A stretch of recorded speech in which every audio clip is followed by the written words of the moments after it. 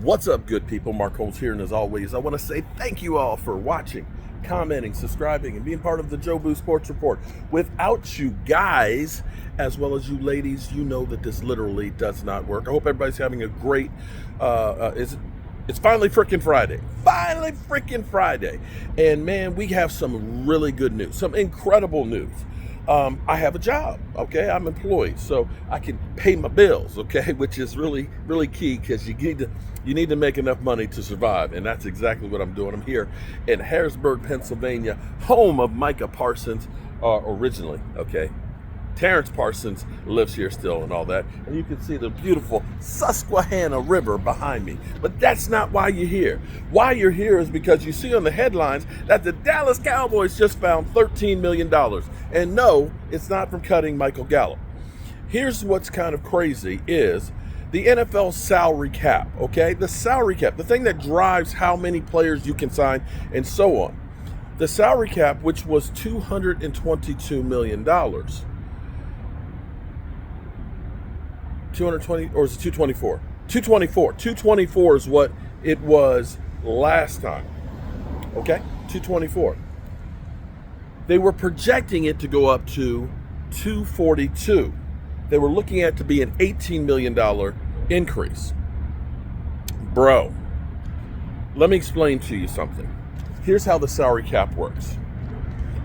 They take all of the receipts, all the money that comes into the NFL. This is going to blow your mind. All of the money. So that means gate receipts. When they have a game, all the money that comes in there. Merchandise that gets sold. Television contracts. Money they make, with, international games and all that stuff, right? Streaming revenue. And now gambling. And here's what's crazy about gambling. Do you know the NFL makes more money from gambling than they do from actually having fans in the stands at the stadiums? Think about that for a second. When you think that the Dallas Cowboys losing to the Green Bay Packers was a $1 billion swing to the bettors because everybody had their money on the Cowboys, it makes you kind of wonder just a little bit. But be that as it may, that's a discussion for another time. The salary cap is going up to $255 million. What does that mean? That means there's $13 million more than what they were projecting on the salary cap. What does that mean? The Cowboys were $21 million over the cap. Over the cap. In which case, by the 13th of March, you've got to get your bills, your house in order. You got to get underneath there. So at the moment, the Cowboys are only $8 million in the red. As opposed to, like, we can talk about the Miami Dolphins that were 55, so take away, so they're like 48. So there you have it. Cowboys are in much, much better shape, cap-wise. So, unfortunately, this may be one of those cases where Catboy then starts to slow his roll then on dealing with getting Dak Prescott's deal done, although this means that there's more money to go around. $13 million, to give you an example, the difference right there, that's enough to sign a really good free agent and pay all your rookies. That thing right there. Now, here's what's cool is the Cowboys, if they really and truly want to do stuff, they get Dak Prescott's deal done, they can add another $40 million. $40 million, right? Easily. So, if we're $8 million above, take Dak Prescott's $40 million, right now you got 32. Then let's say you end up getting CeeDee Lamb's deal done. Go ahead, take CeeDee Lamb's deal done.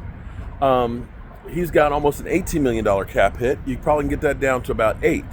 So right there, just doing Dak, the extra money that's right there, and getting CeeDee Lamb's deal done, all of a sudden, you now have $42 million. Okay? So everybody that's out there saying, don't pay Dak, Dak sucks and this, that, and the other. Get rid of him. He's taking off all the money. Listen, 2 moves right now. 2 moves and you got $42 million to work on the cap. That is now, you guys bring back Stephon Gilmore. You can do that one. And this is before you even restructure. Because this ultimately, the best thing is that you're not restructuring deals. But you can restructure D-Law and get yourself $10 million there. You can restructure Diggs and get yourself about $8 million right there. You can restructure, a couple more deals and cut a couple of players. You literally could have yourself right now $80 million of money that you can spend on the cap on players. So all this stuff about how complicated it is to get Dak Prescott done, he costs too much money. It's bullshit. It's bullshit. I'm telling you, it is bullshit. It's crap. Bullshit is bullshit anywhere you go, okay? Nice neighborhood or not, okay? Listen, see, you can take the guy out the hood, but you can't take the hood out the guy. Since you're like, yo, bro, you're in my neighborhood. Okay. We're gonna slow our roll here. Okay. It is caca. It's caca. So we can't say bullshit. We can't say shit in a good neighborhood. We'll say caca. It's caca when they tell you that they can't sign Dak Prescott and it's complicated. It's not complicated. It's not complicated. You go ahead and get that thing done. You say 3 years, $60 million with a couple avoidable years in there. Take the money that's in here, stretch it out and all that, get it done, and now go all in. Because here's what I'm going to say. And I'm going to ask you a real question here. Okay. Let's suppose the Cowboys made a completely team-friendly deal with Dak Prescott that makes him a pile of money. Okay? Forget about how much. It just that Dak Prescott becomes just filthy rich, right? But the Cowboys end up with extra cash. And let's say they go out and they say, okay, we go get Patrick Queen. This is just crazy. And they go out, they get Dak Prescott's deal done, they get Patrick Queen.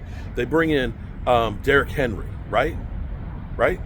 And who else would we say we should bring in? We end up. Let's reach a limit. Let's say they don't get Chris. No, we won't. That's too far of a reach. But anyway, that we go out and we get a stud, Chris Jones. Okay, let's say if they were out to get Chris Jones, they do all this stuff and they turned around and they won the Super Bowl. Okay, this is just hypotheticals. If they went out, they made a team-friendly deal, they got Dak Prescott for the next 4 years, but they take a whole bunch of money, and they end up getting great players to make a run. They go through, they win the Super Bowl, and then they have to gut the team because they don't have money. Oh, but wait.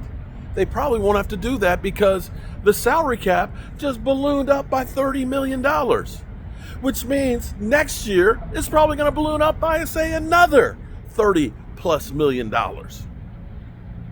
Yeah. That's why now is the time to go all in. All in. Because there's so much new money.